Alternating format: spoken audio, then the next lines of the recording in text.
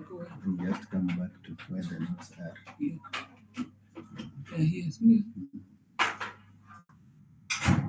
So, good morning, students, and welcome to another day of. Is your volume okay? Another day of. Communication skills, KUC 1110. I will proceed it. We are testing. We have 91. So let us allow our colleagues at least about 5 more minutes. Then we shall start with our lesson. I know that our time was set for 10:30, but 10:30 to 11 is time for joining. And our lesson officially starts at 11 to end at around 2. I may not take all the time, but I'm hoping that we will be able to have some, we'll have some learning today. So let us allow them by 11:40 we'll start off.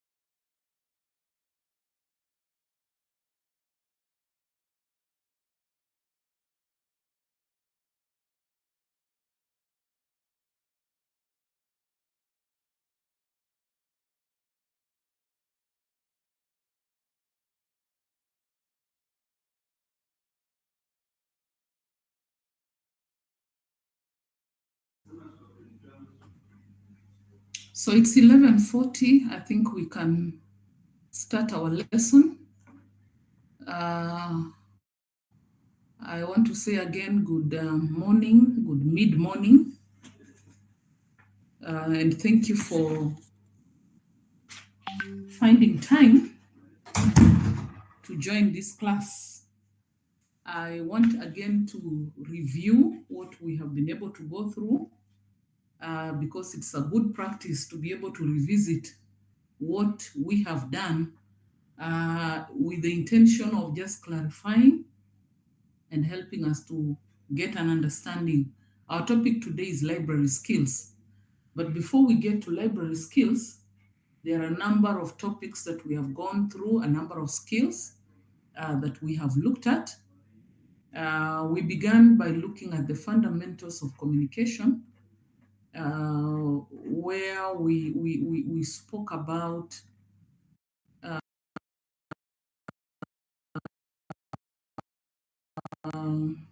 fundamentals of communication, where we looked at the importance of communication. We looked, I'm sure by now you know that communication happens as a process, and that because it's a process, it has certain basic elements that are mandatory to ensure that the process happens. And these elements will include the source who has the information they wish to share. Then we have the receiver, the person for whom this information is intended. Then we have the message, that is the communication. It can be a feeling, it can be a bit of information, it can be whatever thing that the source wishes to pass across to the receiver. So the message becomes an element of the communication process. We said that when the source is planning how they will share this information, the process is called the encoding process. And once the receiver, the information hits the ears of the receiver and is conceptualized in the mind, then the receiver will decode. That is another process, the decoding process. So the encoding process is uh, actually the work of the source or the sender, while the decoding process is the work of the receiver. Then we said that usually there will be a channel through which this information will be shared. This channel can be the written channel, it can be the verbal, it can be the non-verbal channel. And we say that all these channels have what we call advantages and sometimes challenges associated with them. And this is well captured in our notes. We also looked at some of the principles of communication. If you remember the 7 C's of communication, and these are quite important for you if you have in any way to conceptualize how you are planning your communication to anybody. There should be the aspect of conciseness. That means the message should be easy to capture the attention of the listener or the reader. It should be concrete. That means the information should carry the meaning. It should carry a meaning. There should be clarity. The message should be clear to the receiver to reduce on confusion, to reduce on any misunderstanding that could arise. There needs to be clarity of your message, or you need to think about the clarity of your message. Then the completeness, you need to ensure that whatever information you're sharing is sufficient so that the reader or the listener gets all the information they require as they go into the decoding process. Then courtesy, we say the information should observe courtesy. You should have respect for the listener, respect for the reader. That means in terms of the kind of words, the choice of words, and the kind of information you wish to share with the listener or with your receiver. Then we're talking about correctness. Again, it's important that you ensure that the information you're sharing is accurate. The information is sharing accurate sharing accurate facts, that the information, if it is written, if it's verbal information, you're sharing what is clear. If it's written information, that you're taking care of the punctuation, the spelling, the vocabulary, to reduce ambiguity in the kind of information you're sharing. And lastly, consideration. You must be able to keep what you're trying to share should take into consideration the receiver. Think about the receiver. What is the receiver going to get out of your message? How will they respond? And that kind of thing. And then we also looked at aspects of, we looked at what? We also looked at channels of communication, and we went into the different channels, that is the verbal and verbal. Where verbal, we said, can be conceptualized as oral communication or written communication. All those are verbal at different levels. Then we have the non-verbal, where we have body language and expressive behavior. Body language is how you use your body to make communication. You can use your face, you can use your eyes, you can use your posture, even the way you use your hands. Expressive behavior, how you could sit in a classroom, how you are, your focus, for example, in a lesson, could even, or in a listening situation, can bring out the aspect of communication. And that is why, for those who are like teachers or who will be like nurses, you need to be able to understand the expressive communication being shared by your client. Sometimes they may not say anything by word of mouth, but just the way they look at you, the way they use their hands, the way they use their body is an aspect of communication, and you should be able to interpret and then respond appropriately. Then we looked at listening skills, and we said that listening is also a process that you must be able to follow through, understand the stages of listening, the receiving of information, understanding, remembering, evaluating, and then giving feedback. Because when we listen, we are likely to give feedback. Our minds will be decoding, and therefore we are likely to give feedback. And we looked at the types of listening. We looked at, we also looked at how to ensure that you effectively listen by eliminating the barriers. We identified what barriers are likely to be there in a listening process. Then we looked also at effective speaking skills. I think that's what we looked at last in our last lesson. We said that when we are speaking, it is because we are giving some kind of information, either to one person or to an audience. If we are talking to an audience, then we'll look at it as public speaking. And this image helps to bring out elements of what we need in public speaking. We have the audience, we have the stage, we have the presentation process, we bring in gestures, speech, the performance, the talk, and the likelihood of anxiety, what we call stage fright. And of course, in my notes, I've given you how you can overcome stage fright. It's important for you to know that when we are speaking, we can do it in a group. And that's why we have group communication and elements of group communication. Turn taking, being able to allow others to speak, how to signal that you have something important to share, how to appreciate the previous speaker before you share your view, so that you are sharing about the information presented and not about the person. You do not comment about the person, you comment about the information being shared. I've also given you some bit of information about an interview because it's a kind of a group communication and what you need to do in the event of an interview.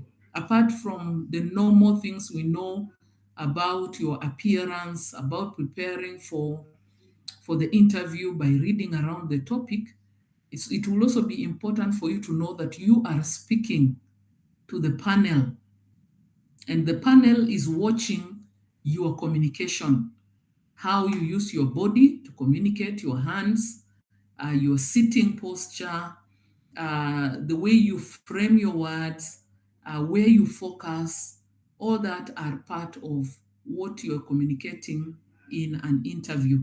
And because an interview is usually a moment when you're looking forward to getting an employment or getting a scholarship or some sort of advantage over others, then it means that you are understanding how you can engage in group communication at that level of the interview becomes an important skill.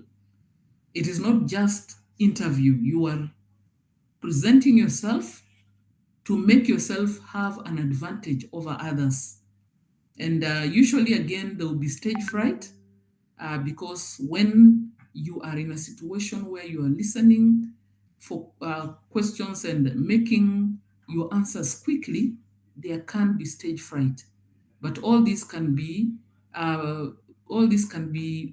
something that you can mitigate by understanding how to go about group communication. And we're saying that in an institution like this, there will be great opportunities for you to work in small groups. And that's why I keep encouraging you that when you have the time, do not read alone. Do not um, go through your notes alone. Don't do your group task alone. It's called group task.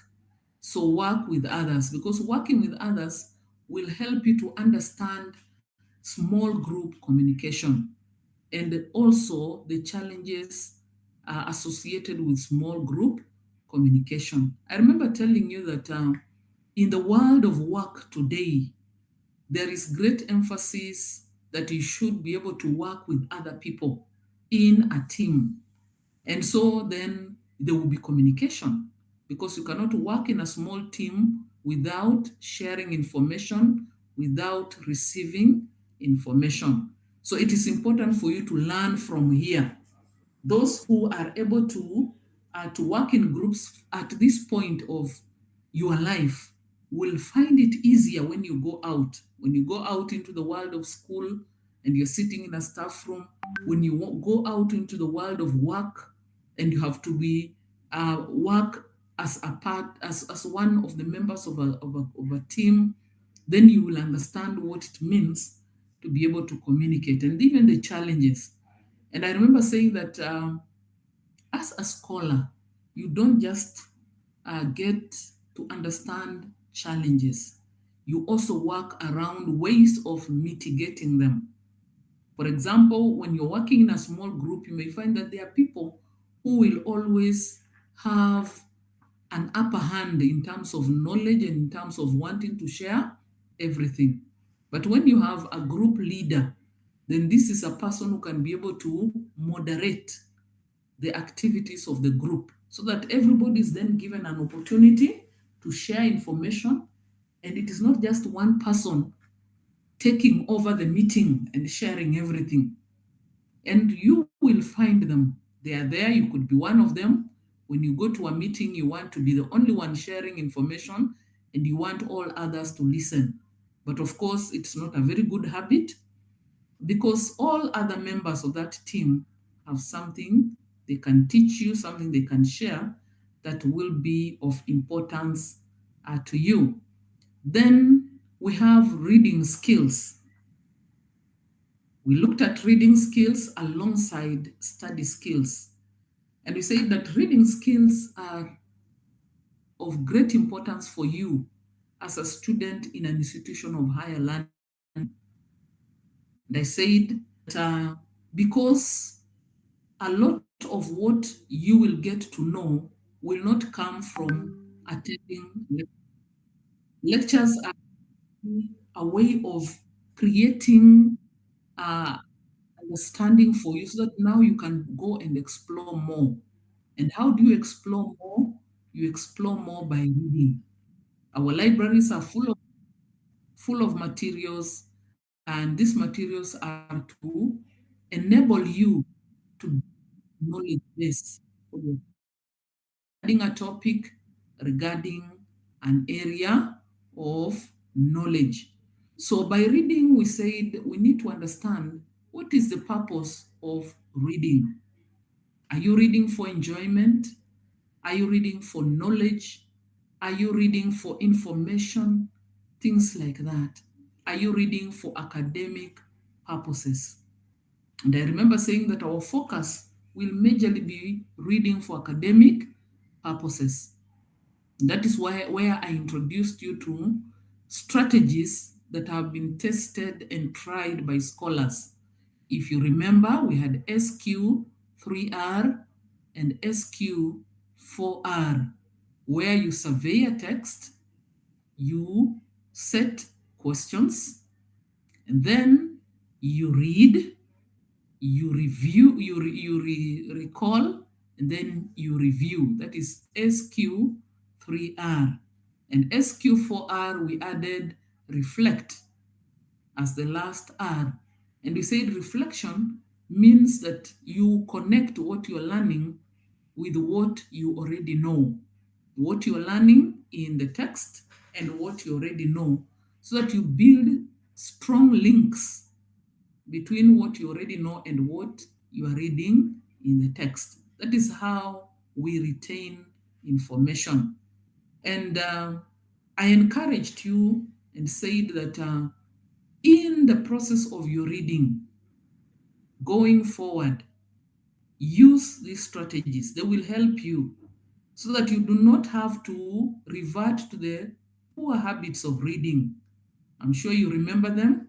We had poor habits of regression or backtracking, poor habits of reading using your finger, moving your finger, sometimes moving your head, and sometimes verbalizing or even sub vocalization of information. You will be able to retain information because you have a strategy that helps you to remain focused. And then I said also that when it comes to the texts that you will come across as a scholar, because now you are a scholar, some of those texts will be linear texts. That means they will be written in continuous prose in paragraphs. You'll have sentences, paragraphs, and chapters. But however, you will also come across what we call non-linear texts.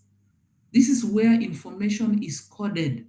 It's coded in terms of diagrammatic representations like bar graphs, pie charts, and these are all intended to summarize or capture information in brief. Now, once this information is captured, you can be able then to expound it into a greater detail. You can, from just one bar graph or one pie chart, you can write pages upon pages of interpretation of information. So some writers will not want to put their content in linear texts. They will do it diagrammatically in what we call non-linear texts. And I said then you need to be able to interpret this information so that you can be able to pick out what you can use in terms of building and understanding. So reading also has barriers. There are barriers to reading, effective reading. Barriers like where is the reading taking place? If it is taking place in a poorly lit room, then that is likely to be a barrier. If the font size and the font type of the material is too small or too oppressive to the eyes, then it becomes a barrier. If the choice of words, the choice of vocabularies are used are too difficult for the reader, then that becomes a barrier. And there are very many other barriers that you'll find in our notes. Then we also looked at study skills. When we said study skills is closely connected to reading skills, in fact, studying starts off from the point of reading. You cannot study unless you read. However, studying is not the same as reading, because studying takes reading to another level, the level of focused reading. When we are studying, we are doing it in a focused manner, majorly because we want to remember information. Sometimes we want to use that information for examination purposes. And so when we are studying, we are more focused than when we are reading. And to be able to ensure that we study, then we need to think about an appropriate study program. What does that involve? It involves understanding what will you be doing during the study time. You could look at your notes, that is the notes you have been taking in class. You could look at textbooks, or you could read through textbooks in what we call extensive reading. You could have study groups so that you have people you are sitting together with and studying. You could look at past paper exams, past papers, so that you are trying to understand how exams in that course are set. You are thinking about the environment in which you are reading. Is it an environment that will encourage effective reading? Because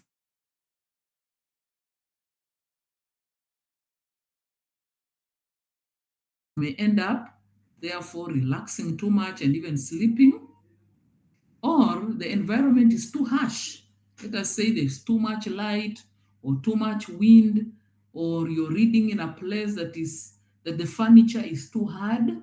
All those can affect your reading.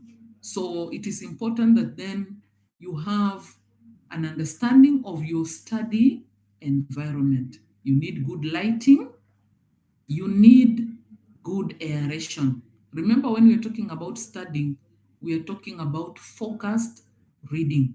You cannot focus if your mind is not well aerated.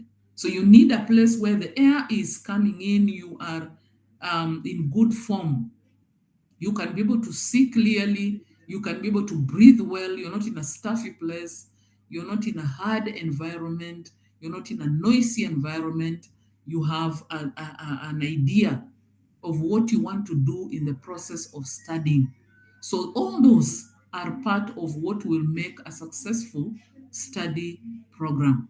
And when we are studying, there is likelihood that we are reading notes. There's likelihood that we are reading notes, either our own notes or the notes or textbooks. And so when we do this, we will ensure that we know how to make notes. How can you make notes? How do you read? What are the strategies you can use in making notes? I know that I have posted here videos, I've posted links to effective study habits. And I know that there's a possibility you have listened, you have read, you have watched, and I usually encourage that you don't do this alone. Do it with others. So that when you are listening, you listen to what is happening, and then you also write down notes, brief notes, and that will help you be able to understand clearly what is happening. I'm trying to open this link so that we see if we can find the video. on note taking.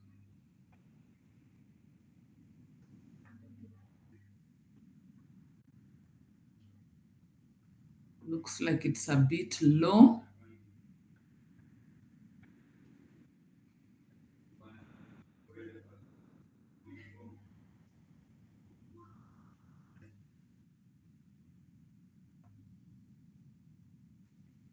It is a bit low, so I think we can leave it out.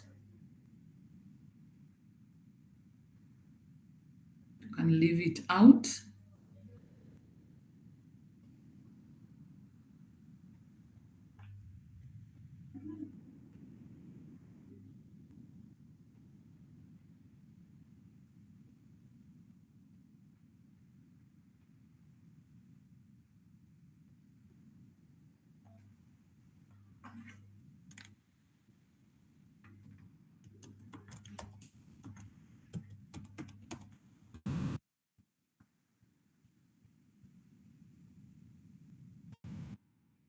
We can leave it out. It is a bit low. It's not opening quite quickly. So apart from studying and study effective study skills and note taking, note making, I've also given you a bit of information about note taking in a lecture and what you need to consider. I am aware that most of your lectures, you will have your lecturers speaking to you, and therefore it is important that you know how to take notes as they go, because usually they will not be stopping to tell you, now write this. And so what you need to do is to consider the points that the lecturer seems to give some emphasis. Sometimes their lecturers will say there are 5 points. They'll tell you there are 5 points which I want to focus on. So once you begin to take in the notes, you know that you're focusing on 5 points. Uh, Begin with putting down the title of the lecture and the date. That will also help you be able to revisit even your notes and even the notes of a colleague, because now you can be able to see what was the emphasis of the lecturer. Sometimes in a lecture room, the lecturer will give you an idea of, the lecturer will be able to give you an idea who are the writers, the great minds in that area. So, students, at this point, I want to stop there and go to what we are learning today. So today I want us to look at library skills. And I know that before you is a picture of our Kibabi University Library. You can see some of the library staff. I know that about 5 people in that photograph are still in Kibabi University. This is our DVC AFD. This is a member of the library. This is a member of the catering. This is a member of the library staff, and this is a member of the library staff. The rest were also there, but they left. And in this lesson, I've also given you a link that will help you do a virtual visit to our Kibabi University Library. I know that you can visit physically, but also when I was preparing this course, I did it during the COVID pandemic, the COVID-19 pandemic, where we were not allowed to visit certain places. And so to help my students be able to see the library clearly, I prepared a virtual clip on the Kibabi University Library. Why should we understand, or why should we look at the library? I want you to know that as a student in an institution of higher learning, one of the rooms that you should love is the library. The reason is the library is a center of information. That is the definition, a loose definition I would give of a library. It is a center of information. It is a collection of books or information sources which are then accessible to members of that institution. And so, being a member of Kibabi University Library, it is important for you to understand that visiting the library is not something you debate about. You are learning, just the way I said before, you are given a very small percentage of knowledge in your lecture rooms, just to prepare you to go out and look for more information. You look for that information not from anywhere else apart from the library. And so when we think about the library, we're thinking about a place where you can build your knowledge base and where you can become a master in the area of your study. Of course, no one will follow you up to ask whether you went to the library or not. In fact, you can spend 4 years and never step in the library. That is up to you, depending on your focus. It is up to you, depending on what you wish to achieve in life. But if you wish to achieve an understanding of your area of study, you wish to progress academically, then the library becomes a very important room, a very important facility where you must be able to visit often as possible. I want to say that the library is a facility not just for you, but also for your lecturers. It is here where they do their research, where they look for information sources, and where they then prepare themselves to come and share information with you. That is why they're able to point out to you that a certain book is in the library. I recommend that you read a certain author because they have gone to the library and they are aware that this particular book is in the library. So what are the services that are offered by a library? And before I go to the services, I want you to know that there are different types of libraries, but our focus is on the academic library. All those other libraries, you'll find them in our notes.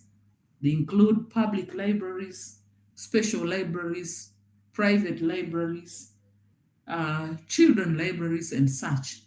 But our focus is on the academic library because that is the library that will help us as students in institutions of higher learning to be able to collect information and build our knowledge base. So, what are the services offered in an academic library?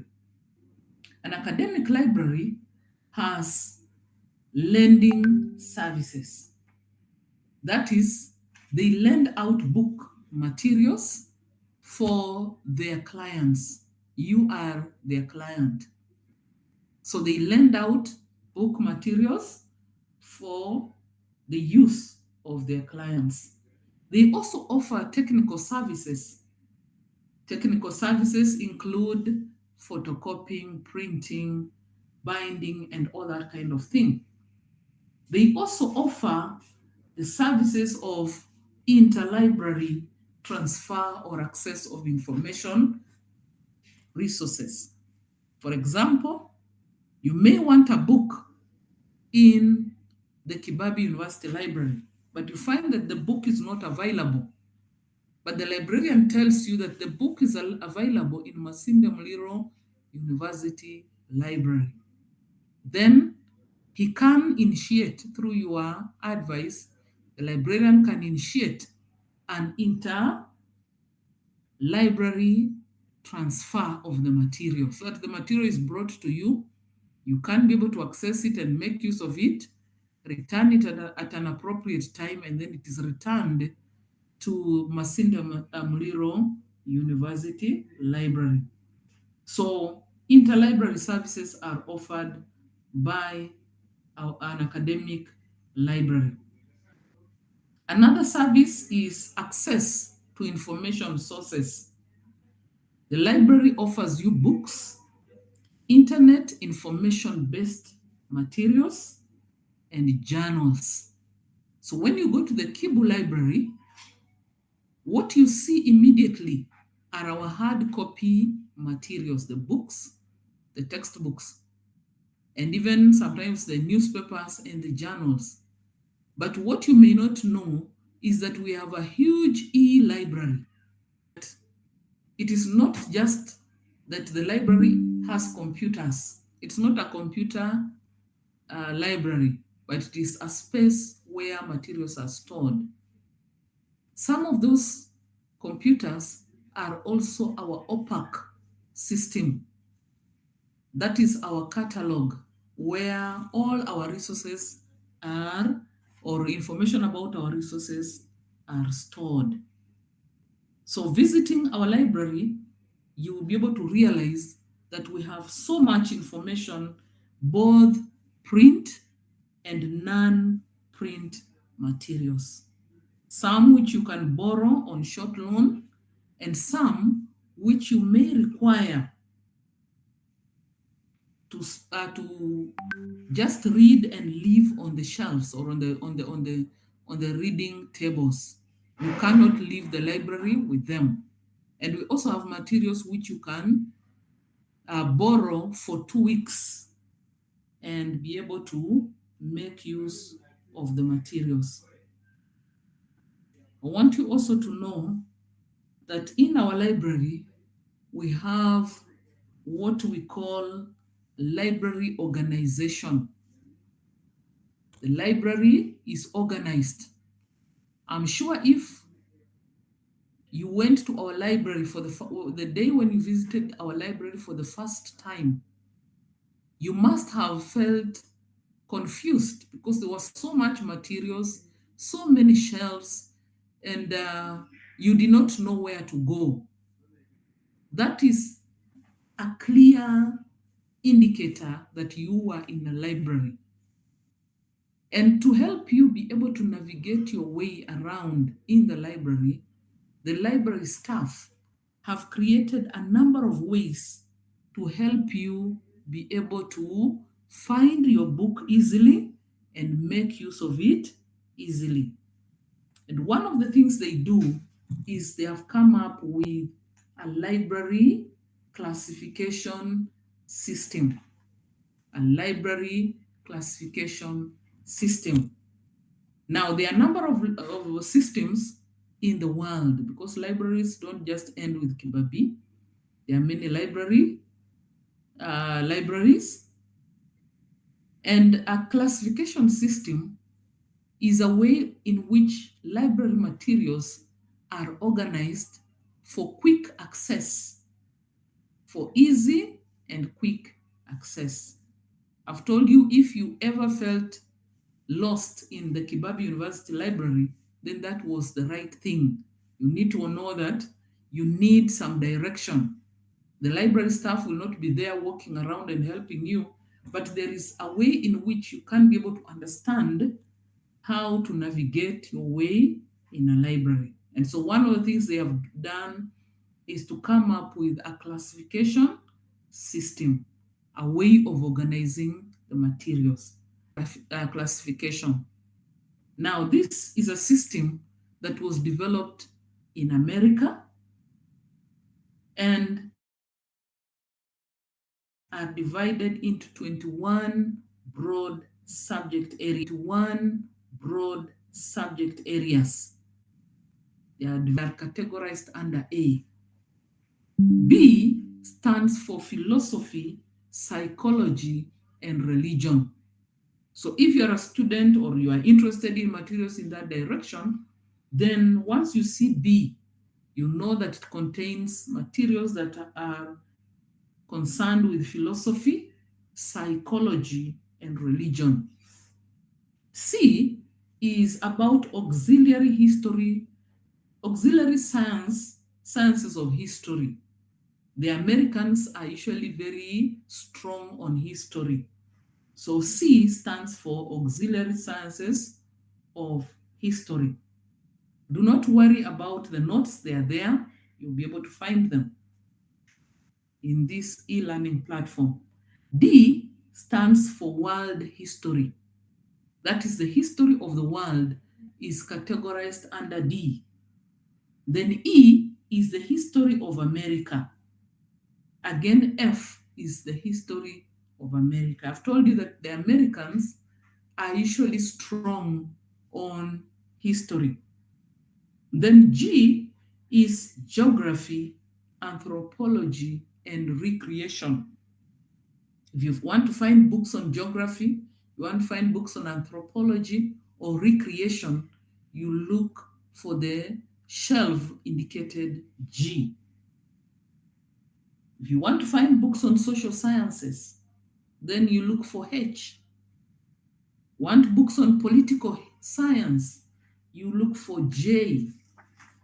If you want to look for books on law, you look for K. Education, L.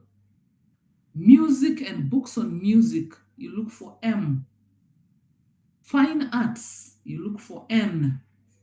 Language and literature, you look for P. Science, you look for Q. Medicine, you look for R. Agriculture, you look for S. Technology, you look for T. Military science, you look for U. Naval science, you look for V. Bibliography, library science, information resources, you look for Z. So those are 21 areas of knowledge. That is how the Library of Congress is subdivided. Then later on, they subdivide these areas further, where they put 2 alphabetical letters and even 3 as they continue. So for example, if you are a student of education and you went to the shelf indicated L and you want to look for a book on the history of education, then you look for LA. The shelf indicated LA is history of education. LB is theory and practice of education. LC is special aspects of education. LD is individual institutions in the United States, and it continues like that up to LT. So you realize that when you go into a library where they are using the Library of Congress classification, the shelves will be labeled according to the letters of the alphabet. The letters of alphabet are usually more than 21, but in the case of the Library of Congress, they will use 21 of those letters to identify their knowledge areas. The second classification system is the Dewey Decimal Classification. This was developed by someone called Dewey. And when he developed it, he ensured that the books are classified according to 10 areas of knowledge. 10 areas of knowledge. And these areas of knowledge are identified according to numbers. They are identified numerically. So that we have 0, 0, 0, 3 zeros. That stands for generalities. That is books that are on general information, for example, encyclopedia. 100 will stand for philosophy and psychology. 200 will stand for religion. 300 is for social sciences. 400 is for language. 500 is natural sciences and mathematics. 600 is technology, that is applied sciences and medicine. 700 is arts, entertainment, and sports. 800 is literature and rhetoric. And 900 is geography and history. So if you went into a library and you realize that the shelves are marked according to numerals, then you know that this library is using the Dewey Decimal Classification System. Again, the Dewey Decimal Classification System will have subdivisions of the major categories.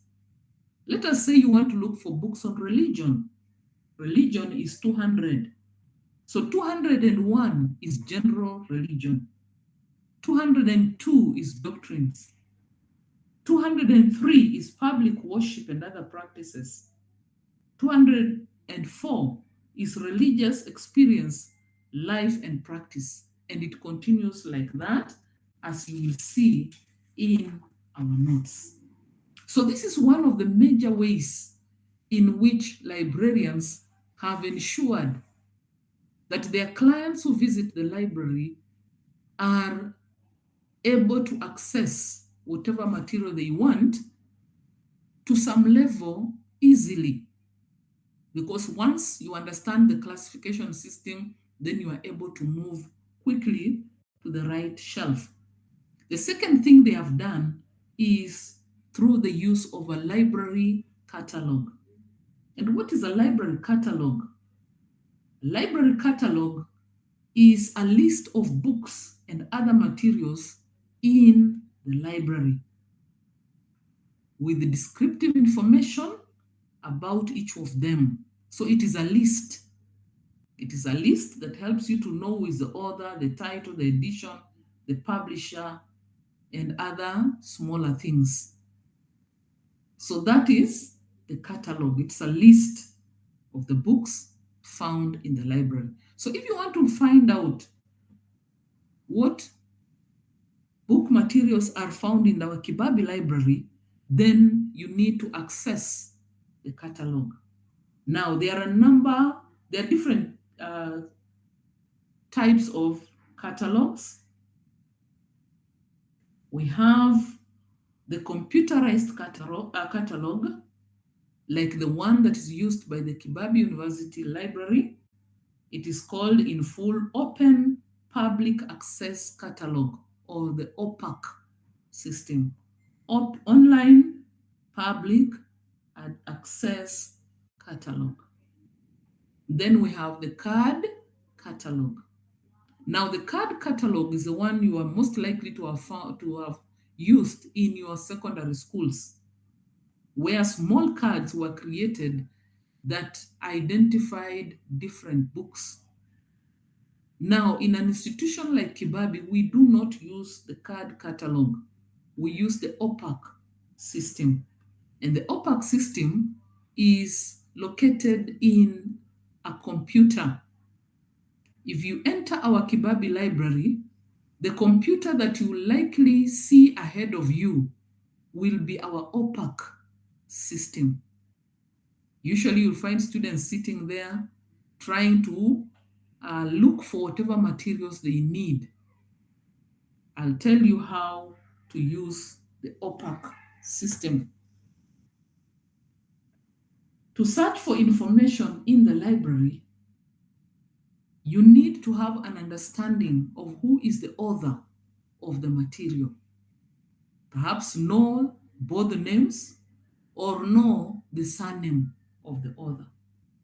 You may need to know the title. You may need to know the subject of the material. Of course, that is a lot of information which you may not have all of it at a go. So to be able to search, you will need just one of those bits of material. Perhaps you have the name of the author, both the names or one name. You know the subject area, or you know the title of the book material. So once you go to the library and you're going to the OPAC system, you will open the catalog, or you open the system, the computer system. It will prompt you to input either the surname or the name of the author, or the title, or the subject area. And when we talk about the subject area, we are talking about the area addressed by the book. The book could be addressing, for example, communication skills, or it could be addressing animal communication, things like that. So once you have either of those three items, then you are set to begin your search using the OPAC system. So you will key it in, let us say, the title of the book. If you remember, because your lecturer mentioned it in class, the system will bring you a number of hits. It will return a number of hits indicating either the kind of books that are in this library that address or that have a similar title, or just exactly that title that you're looking for. Then the next thing you need to do is to copy down. It will also give you the call number. What is a call number? A call number is the bit of information that is found on the spine of a book in the library. If you visit the Kibabi University Library today, all the books are stored in a way that the spine faces outside. So what you see immediately at the shelf will be the spine of the book. On that spine are small writings. Those writings are what we call the call number. It's not a telephone number, it is a call number. It identifies the material and distinguishes it from another material. So it will have perhaps the author's name, it will have the edition, it will have the publisher, or even the subject area that is addressed by the book material. So to help you, I've said the library staff have ensured, number one, that the materials are classified under a library classification system. Number two, that they have come up with catalogs where they list all the materials in that particular library. So if you want to know how many books are there in science, how many books are there in nursing, you can be able to get that information from our catalog. Then the third thing they have done is to ensure that all materials have a call number, so that once you have copied the call number from the catalog, you can then move quickly to the shelf to look for the information. That is how you will locate a book in an academic library like the one in Kibabi University. And so, why do we need to locate books? We said one is so that we can build our knowledge base.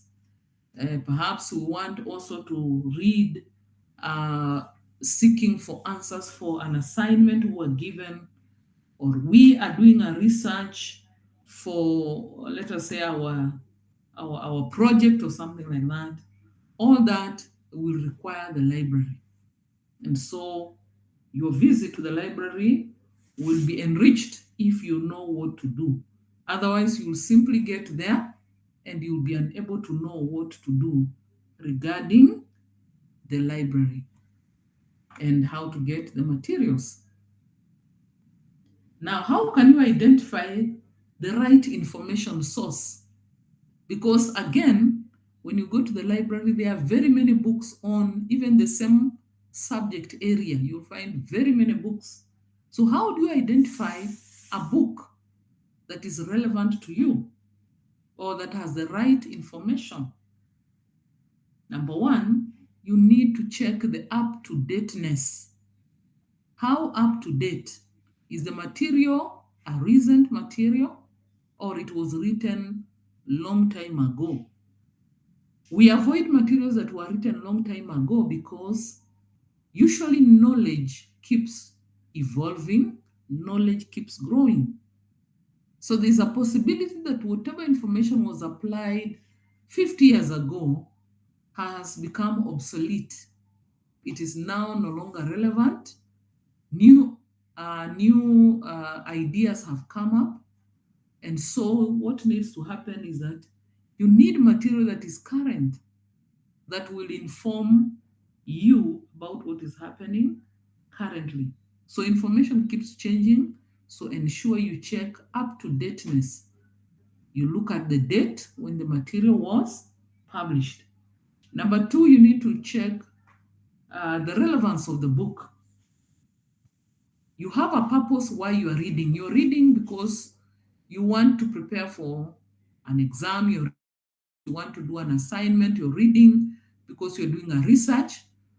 You need to find material that is relevant for that purpose.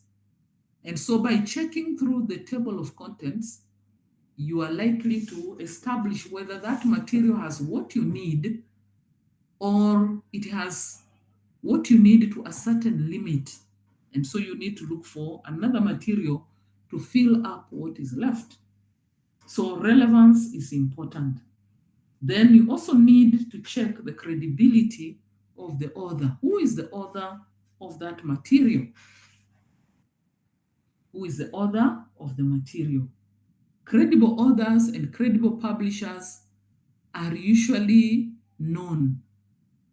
So if you realize that the material could have been published in the back streets of Nairobi streets, then you need to be very keen about the kind of information you'll get.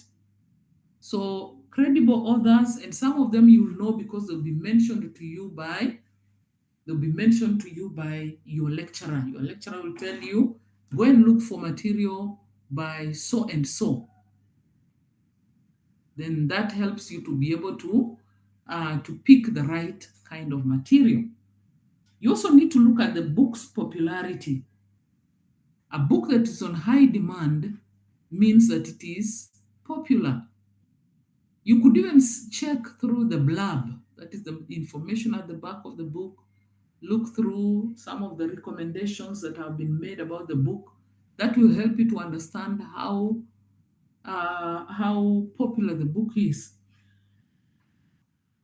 And I'm sure it is popular for certain reasons. Then lastly, check how the material inside the book is presented.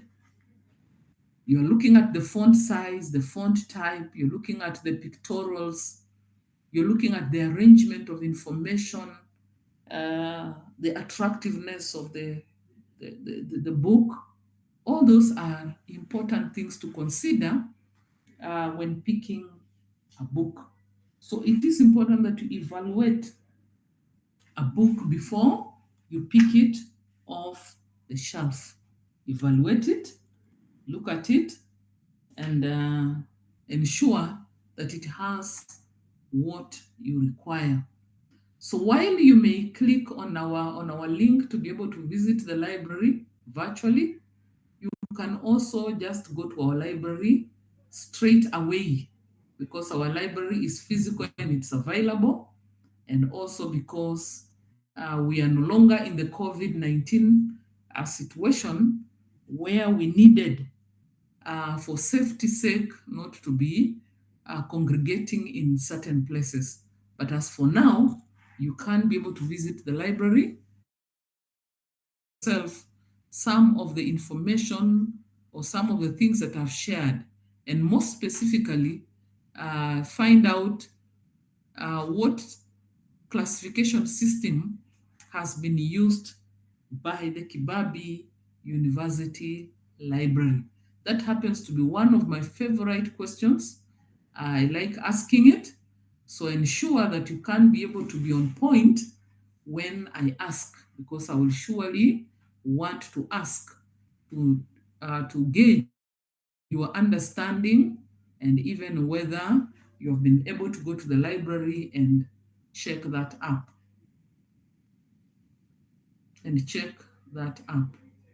So now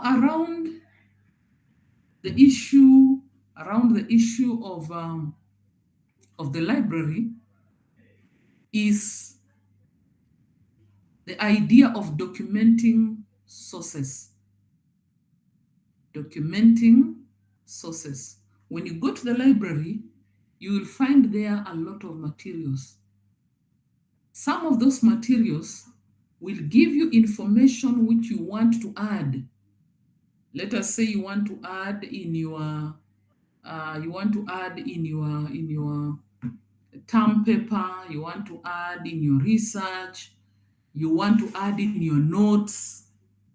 That is information that has its owner. The author of the book is the owner of that material. And in the world of academics, a lot of material has been written by people who worked very, very hard to be able to produce the information sources that you can see. And so it is against the world of scholarship for you to just pick information, use it in your writing, and not acknowledge. You don't say that this material is not mine. That will be a wrong thing. So it is expected that once you see information which you want to use, you can either directly quote it using quotation marks. That means you pick the information as it is and use it in your own writing, but with quotation marks, showing the name of the author and the page where you got this information. Another thing you can do is you can paraphrase. And to paraphrase is to write someone's ideas in your own words. Usually you may even end up with a longer version of that information because you're putting in your own words. That is what we call paraphrasing. But even when we paraphrase, we still show where we got this information through what we call citations. Another thing you can do with the information you found in a book, you can summarize the idea, but state that these are not your own words. The ideas are not yours. And so in our lesson today, I want us to look at how we can then be able to pick information and use it. We will be guided by what we call the APA referencing style. Student, I want you to write in your book APA referencing style. At the end of this lesson, I want you to Google the APA referencing style and download it and keep it somewhere for reference. You will need it going forward. Because APA referencing style is one of the styles that are more popular and referred to majorly by many institutions, many academic institutions. So you'll need the APA referencing document. Right now we are in the 7th version, but you can be able to find even the 6th version or even lower than that. So I want you to be to download it and save it somewhere for referencing. I will not follow you to see whether you have done that, but one of my other favorite questions in this course is to ask you to do what? Is to ask you to be able to look at certain information which I will share then and ask you to turn it into bibliographic information using the APA referencing style. So if you don't know, of course, the question usually has some good marks, then you stand to lose. So download the APA referencing document and then revisit it. You can review it together with your colleague, together with your friend, and that will help you be able, help you to be able to understand what we're talking about. Now, when you go to the library, you will find that some of the books have single authors. That means they were written by one person. You will find also that there are also materials that were written by two authors or by more than two authors. Now, when you are documenting that source, you need to be keen about that. The third way in which you'll find your materials is you'll find materials that have editors, meaning one person has gone through all those chapters or contributions and is therefore called the editor. And the material is found in the name of the editor. You will also find that some of the materials in the library are different editions. That means the author wrote the first edition and realized that they wanted to make a revision. So they revised and came up with a second edition. Perhaps they wanted to add some more information or to adjust some information. They ended up with a third edition. You'll find books with many editions. You will also find in the library that we have books and book materials that have more than even 3 authors. They have up to 6 authors. And all those authors are listed on the cover of the book as authors. So documenting those sources is slightly different from one source to another. When you go to the library, you'll find their newspapers, you'll find their journals, like the e-books and the e-journals that I was talking about in the e-library. You'll find them there, and you could easily find that there is some bit of information which you want to refer to or which you want to use in your writing because it is speaking to what you are trying to discuss. But the information is in a journal or the information is in a newspaper. So the documenting of that source will be different from how we document book materials. Then finally, in the library also you'll find we have theses. These are publications written by postgraduate students. So our masters, our PhD students usually write their thesis, and these are then stored in the library. You can be able to read them, and you can then be able to cite them. That means put them as part of your written work. And when you do that, then documenting that source will be different from the way you document a book, different from the way you document a journal. So I want to take you through each one of those. When you look at my notes, you'll be able to then clearly understand what I am talking about. So let us say, for example, you have found a book that has a single author. And this single author is called Irene Wanjala.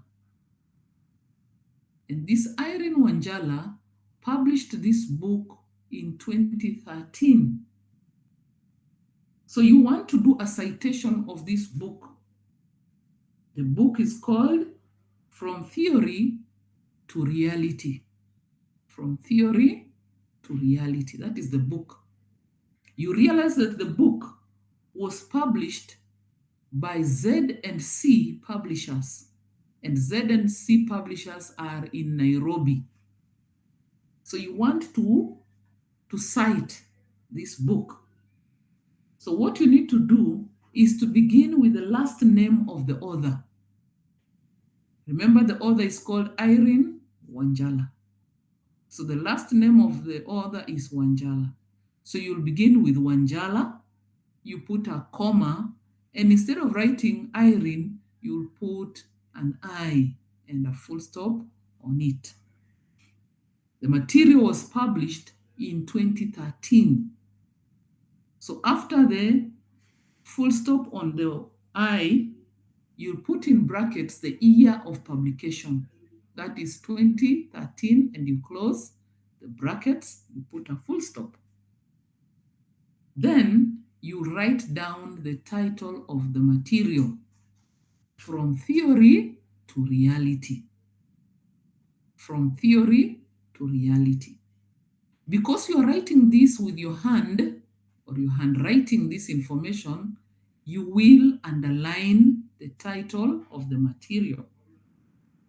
But if you are typing, you will italicize the title of the book. So if you're writing for me in an exam, you will underline, you cannot italicize. But if I've asked you to type the information, then you will italicize the title of the material, of the book. Then you put a full stop. Then you move on to the city. Now you move on to the publisher. We have said the publisher is Z&C. So you write there Z&C Publishers. Then you put a full colon, that is 2 dots. Then you write the city of publication. The city of publication will be Nairobi.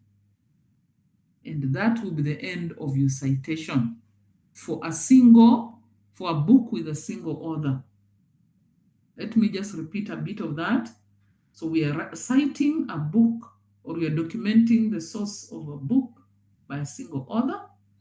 So we'll have the surname of the author, comma, initials of the author's name, full stop, in brackets, the year of publication, full stop, and then the title of the material, underline, full stop, and then the publisher, full colon, city of publication.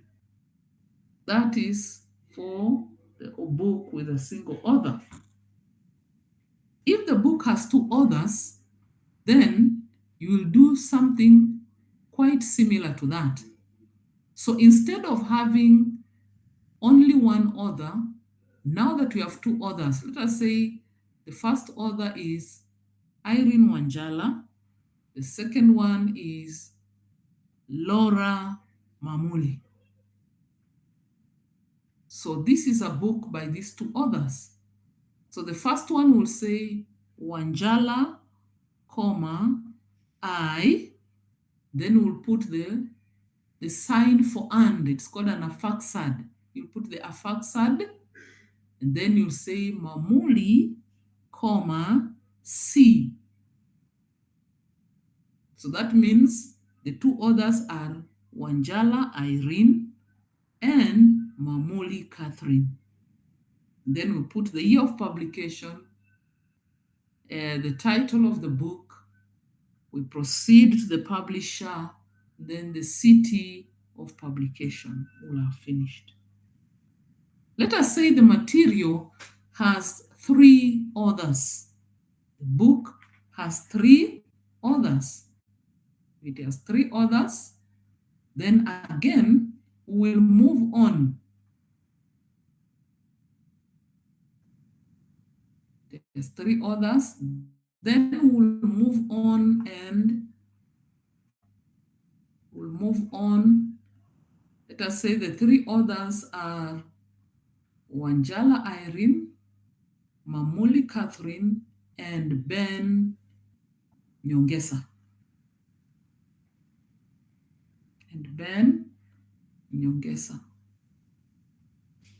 So we'll begin trying to see if I can be able to demonstrate this easily.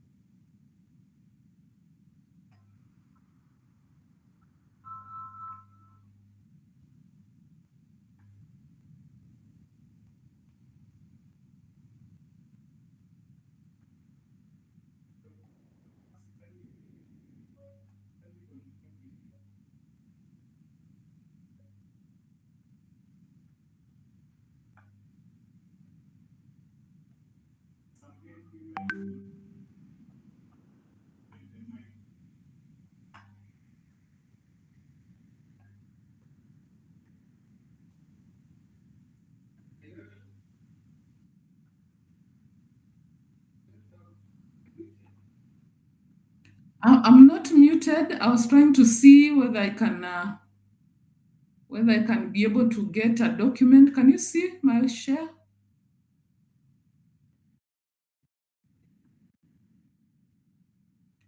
You cannot see a document I'm sharing? So where do I go to be able to share that?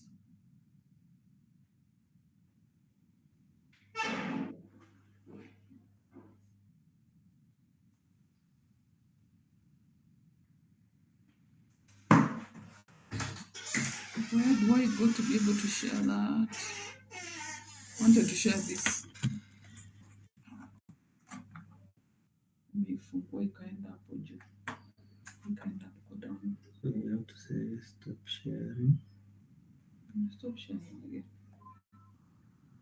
And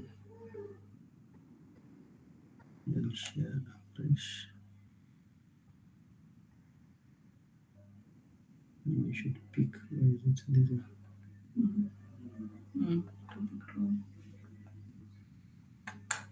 And say window. Then you pick this one. And share.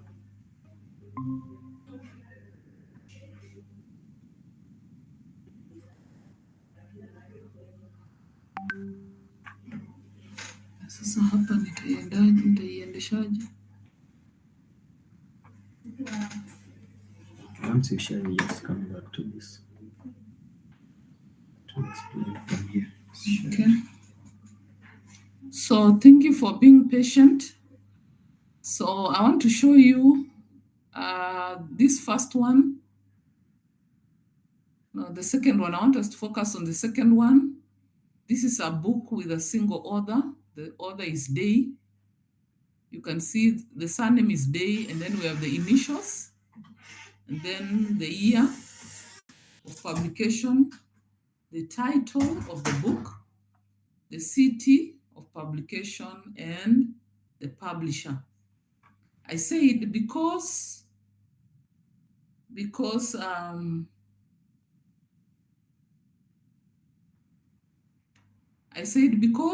you cannot write in italics. You will write and underline the title of the material. In the event the book has 2 authors, and I've shown you, this is the FAQSA that I was talking about. So the 2 authors of this text are Broad K and Evans M. These are British, so their names could look similar, but if it was an African, perhaps they would have an African name and an English name. So to decide which one is the surname for a person from the West, we may want to go with the second name as the surname. So this is the year of publication. This is the title of the book. The city of publication is Ontario, and the publisher is University of Toronto. That is a book with 2 authors. You can have a book with an edition. Remember, I talked about books being edited. Now, we have these 3 authors, and punctuation is key. Punctuation is very important. To be able to distinguish between one author and another, we majorly use punctuations. So like this is Cohen L. To be able to distinguish it between Cohen L and Mannion L, we have the full stop and the comma. But when we are distinguishing between Mannion and Morrison, we only have the affixed. Then after every initial, we have either the full stop if it is the last one, the year of publication, and then this shows that this book is a 7th edition. It is a 7th edition. That means there are 6 other editions since it was first written. Then we have the year, the city of publication, and the publisher is called Routledge Falmer, found in London. We could be looking at a journal article. Remember, I said that in our library we have journals as well. And you could read a journal and you feel that that journal has information which you want to make use of in your writing.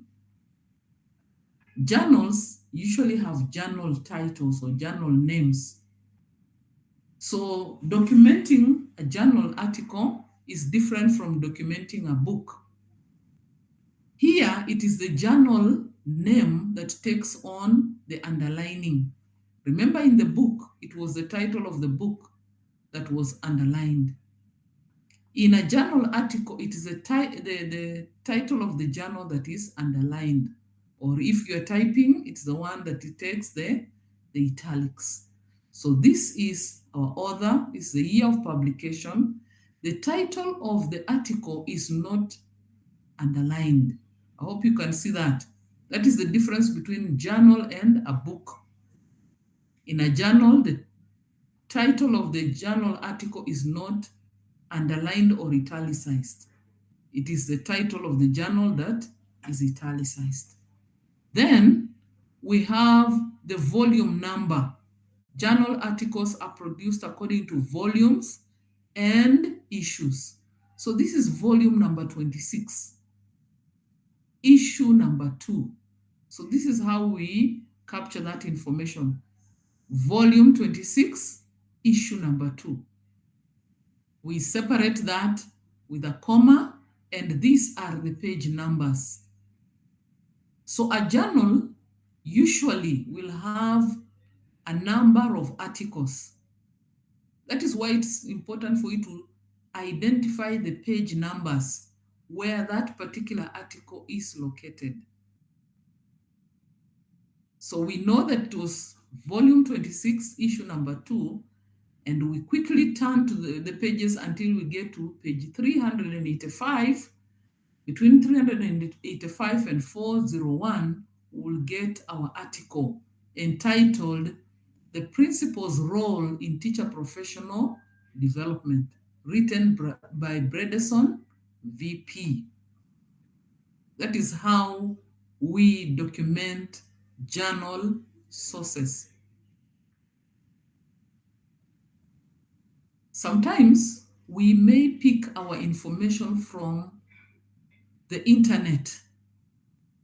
Like this is an article that has 5 authors and was retrieved from the World Wide Web.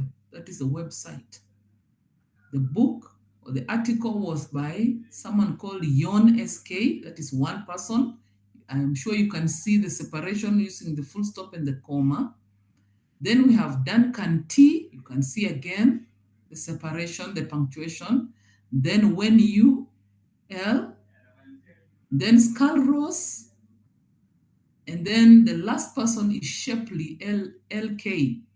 Now between Scalros and Shepley, you can see we have the Afaxad. The article is entitled Reviewing the Evidence on How Teacher Professional Development Affects Student Achievement. Issues and Answers. And you can see it is retrieved from HTTP and you can see the link. So every time you have an article that is retrieved from the World Wide Web, you will have the HTTPS. This one does not have an S, but usually they will have HTTPS. I said that in the library, you'll find their thesis by our master students and even by our PhD students. I've given you 2 examples here, one from Kenyatta University, another from Leiden University in the Netherlands. The first one is an unpublished master's thesis written by someone called Juma E.W. in the year 2016. And this is the title of his article, his thesis, and where it is located. So it is entitled Utilization of Instructional Media to Enhance Students' Learning of English in Bungoma North District Secondary Schools, Bungoma County, Kenya, unpublished MED thesis, Kenyatta University. So such unpublished thesis will be found in the libraries of institutions like universities. Then we have this one for PhD dissertation. It's by someone called Lelyveld, published in 2006. Search for a model of characteristics of effective professional development. An unpublished doctoral dissertation, Leiden University in the Netherlands. So unpublished thesis will be found in an institution, library of an institution. So that is what you will state it.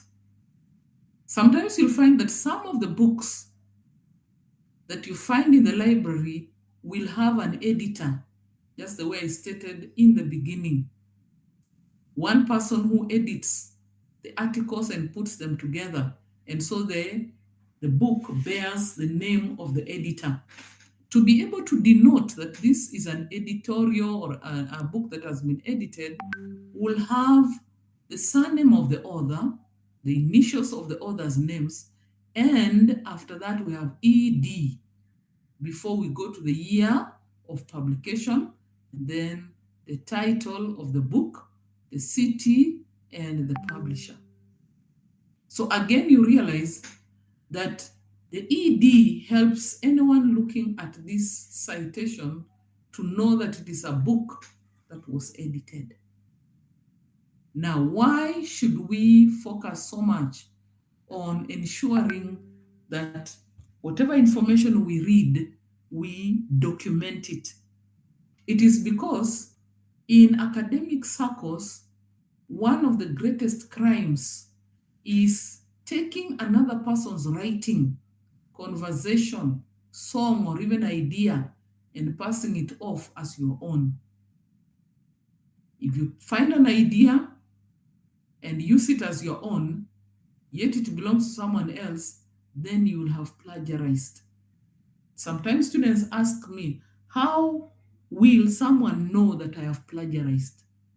The kind of information you will deliver or the kind of information you're sharing will show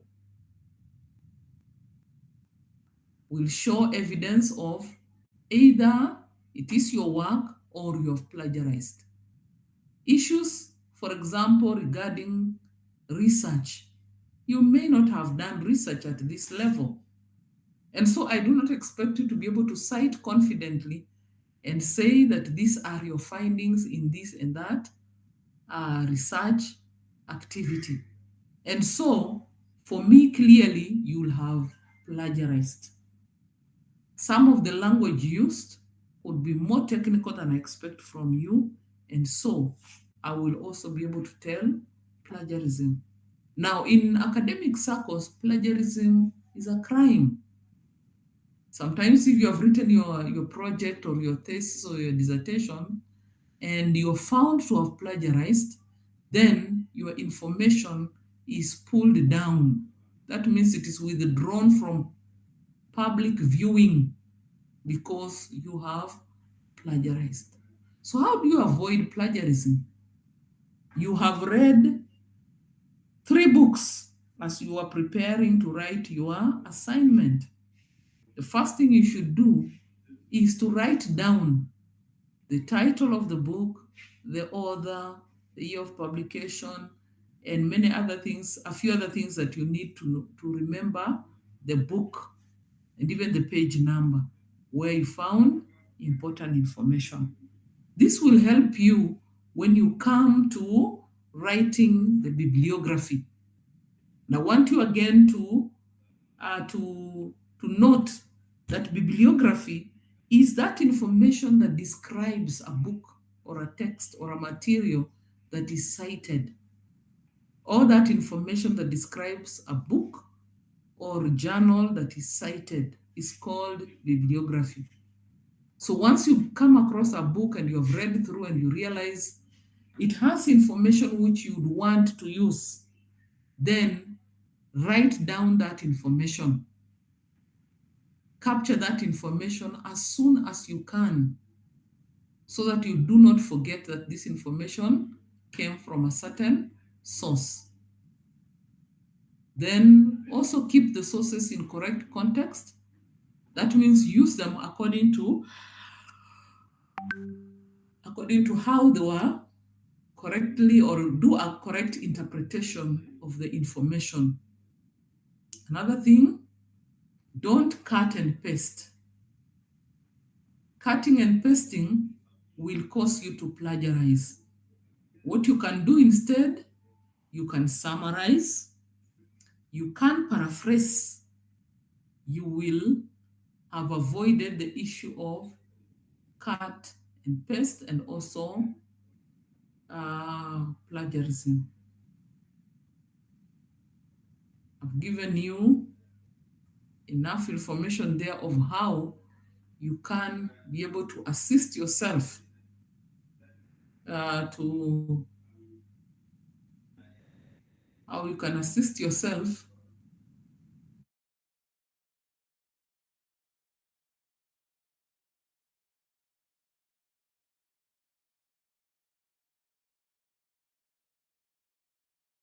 to look at your at the notes, download them. I said I have given you adequate notes in the area of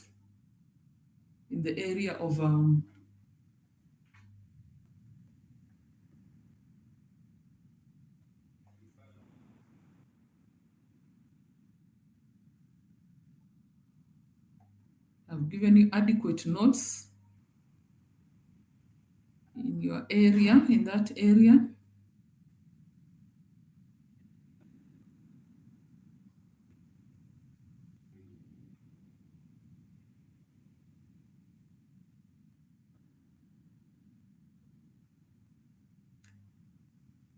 So what I would want you to do here, I think I have lost my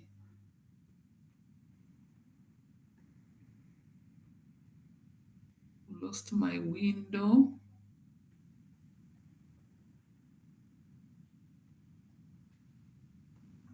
Yeah, I am back now.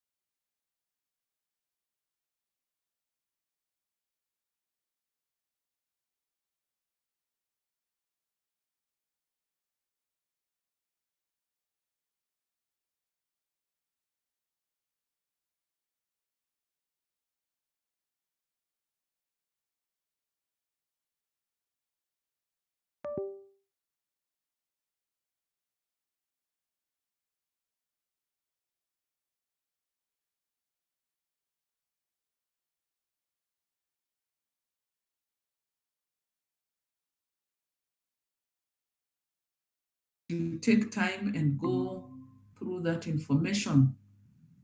On that Monday, also, we'll have our quiz 2.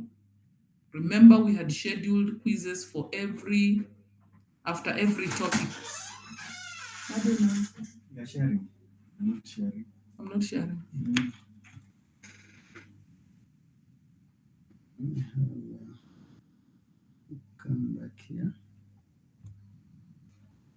Then it's sharing. Is a share screen. Choose a window. This one. Share.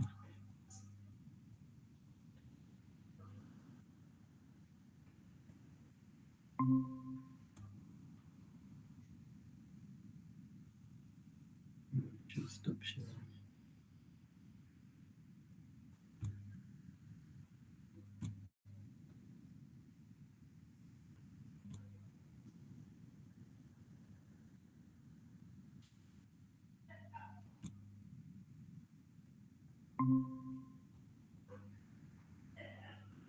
Okay. So continue. Possibly. Yeah. So I was saying that we had initially planned that we have quizzes every week, but due to the industrial action, we have not had. We only had one quiz. To have another quiz on Monday. So after listening to the recording of the lesson on writing skills, I'll record a lesson on writing skills and academic writing. And then I also expect you to be able to read the notes, because I'll open the notes for you to read. You will be able to have some level of understanding of academic writing and writing skills. But then our quiz, which will come after that, after the first hour, of the lesson on Tuesday next week, not Monday, Tuesday next week. The lesson on Tuesday next week, I said I will not be available, so I'll do a recording. So in the first, I think 2 hours, not 1 hour, the first 2 hours, you will listen to the recording and read through the notes on writing skills and academic writing. Then the last 1 hour, the quiz will be opened. And I want you to take note of the areas where the quiz will be located. The quiz will look at reading skills, study skills, speaking skills. That is where our quiz will be located, around reading skills, study skills, and speaking skills. I hope that is clear.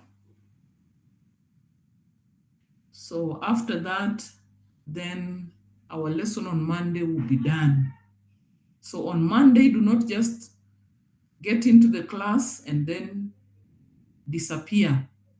In the last bit of the lesson, 10 to 12, 12 to 1. So from 1 to 2, we'll have our quiz next Tuesday. And it will focus on reading skills, study skills, and speaking skills. That will be our quiz number 2. Otherwise, make sure that you are doing something regarding the teaching, regarding the writing skills and academic writing.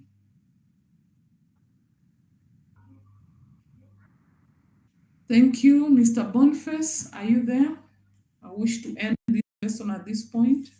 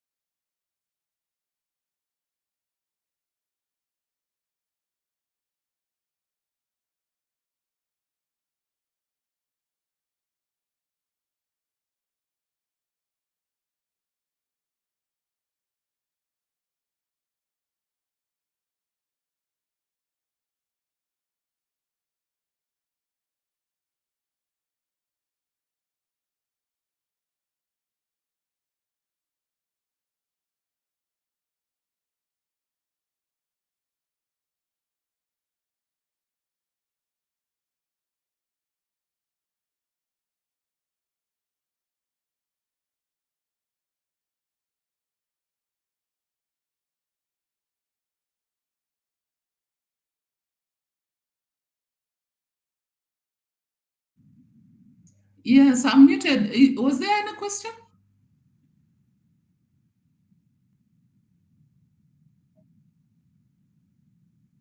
Okay. Okay, let me respond to that one. APA is the short form of American Psychological Association, a group that created a referencing style. I said after this lesson, we are Googling APA, referencing style, so that we can be able to download it because it will be useful not just in this course, but in all the papers that you'll be writing going forward. Your lecturers will give you term papers, they will give you assignments that have to be where you will refer to books and other materials. The expectation is that after you have looked at what others have written, you are able to document the sources correctly using the APA system, referencing style. So APA is just a short form of American Psychological Association, a group that came up with a referencing style, which is widely used in many institutions.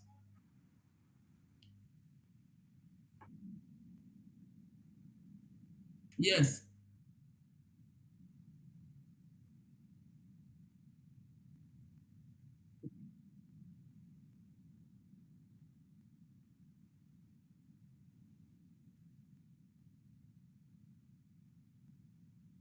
Mm-hmm.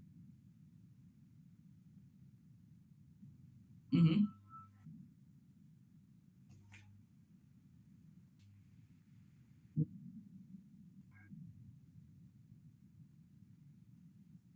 Okay.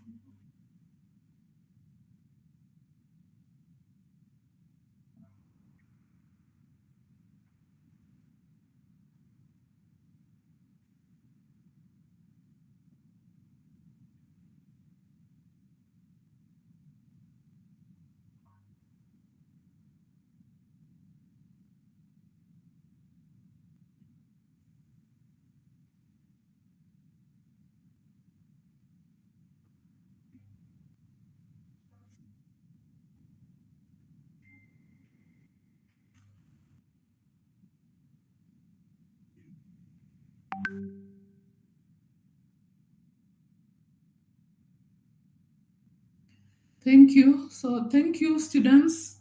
Uh, Let me respond to those issues. One, regarding the class reps.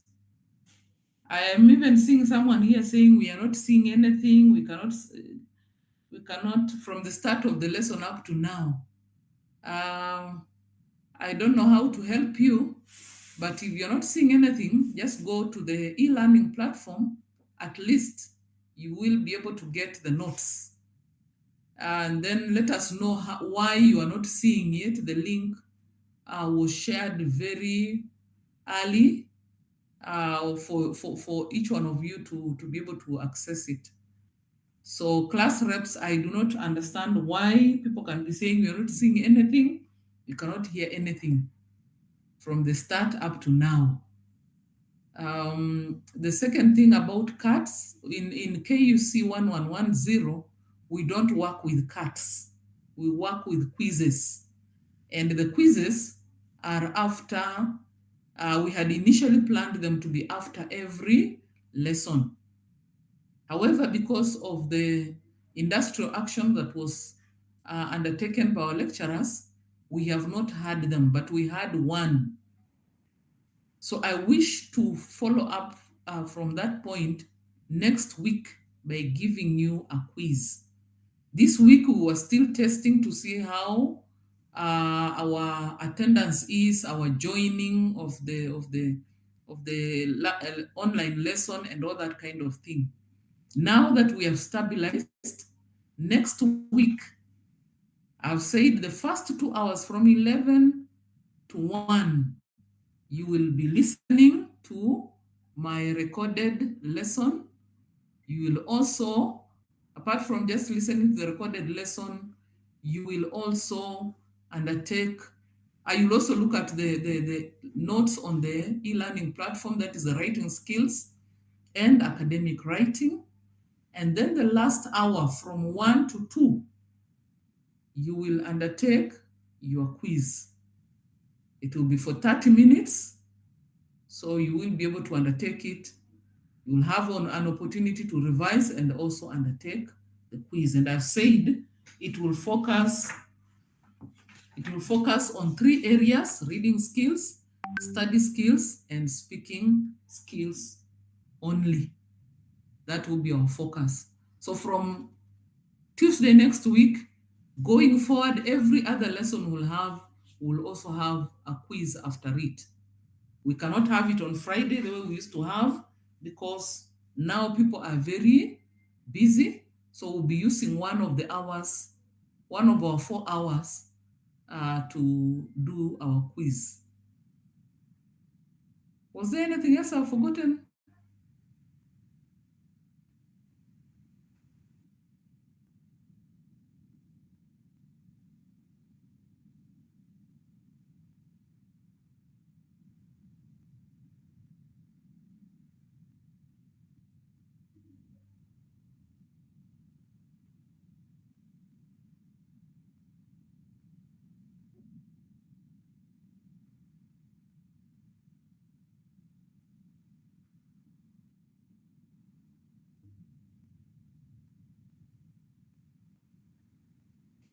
Quizzes are showing.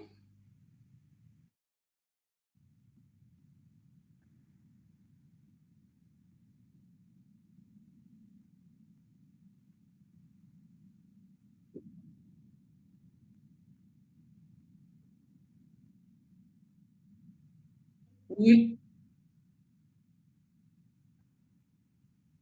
yes, it's true. We will enable, if there are any quizzes for 2024 that are visible, those are not your quizzes. We are in 2025. So we will enable the ones of 2025.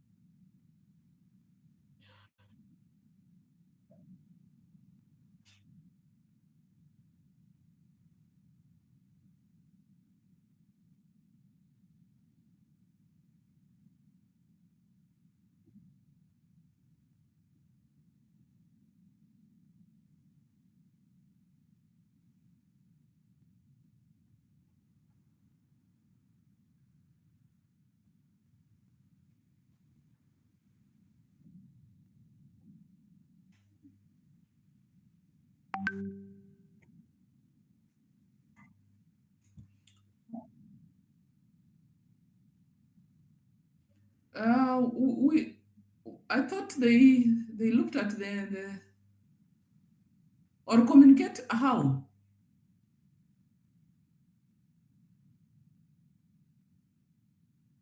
Yeah. See, they did and got marks.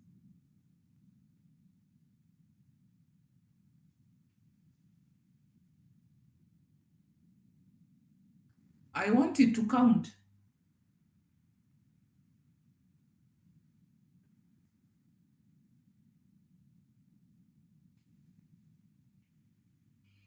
Yeah, the first.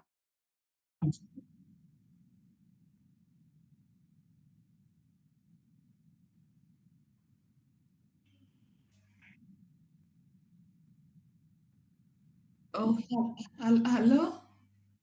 I was saying that the first quiz will count. So, because I know most students attempted that quiz. Yes, so it will count.